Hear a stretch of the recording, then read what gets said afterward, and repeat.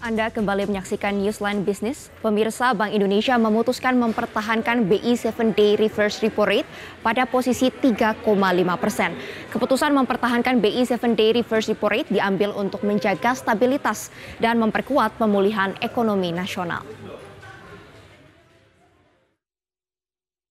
Keputusan Bank Indonesia mempertahankan BI 7-Day Reverse Repo Rate disampaikan Gubernur Bank Indonesia Peri Warjio usai memimpin rapat Dewan Gubernur Bank Indonesia pada 19 hingga 20 April 2021. Rapat Dewan Gubernur Bank Indonesia pada tanggal 19 dan 20 April 2021 memutuskan untuk mempertahankan BI 7-Day Reverse Repo Rate sebesar 3,5% dan juga mempertahankan suku bunga deposit facility sebesar 2,75% dan suku bunga lending facility tetap sebesar 4,25%.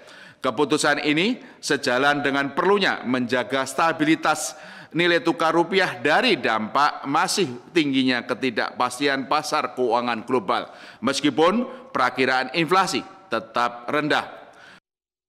Untuk mendukung pemulihan ekonomi nasional lebih lanjut, Bank Indonesia mengoptimalkan bauran kebijakan moneter dan makroprudensial akomodatif serta mempercepat digitalisasi sistem pembayaran.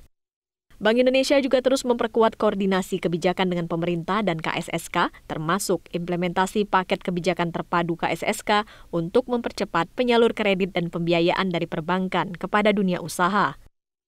Selain memperkuat kebijakan nilai tukar, melanjutkan penguatan strategi operasi moneter dan meningkatkan penggunaan instrumen sukuk Bank Indonesia, bauran kebijakan Bank Indonesia ditempuh dengan melanjutkan kebijakan makroprudensial akomodatif dengan mempertahankan rasio counter-cyclical buffer CCB sebesar 0%, rasio penyangga likuiditas makroprudensial PLM sebesar 6%, dengan fleksibilitas repo sebesar 6%, serta rasio PLM syariah sebesar 4,5% dengan fleksibilitas repo sebesar 4,5%.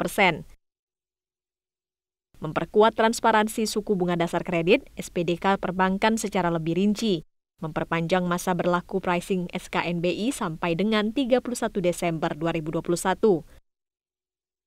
Memperkuat kebijakan QRIS melalui peningkatan limit transaksi QRIS menjadi 5 juta rupiah berlaku sejak 1 Mei 2021. Penurunan tarif MDR QRIS menjadi 0,4% berlaku sejak 1 Juni 2021. Memfasilitasi penyelenggaraan promosi perdagangan dan investasi serta sosialisasi penggunaan local currency settlement. Tim Liputan Metro TV.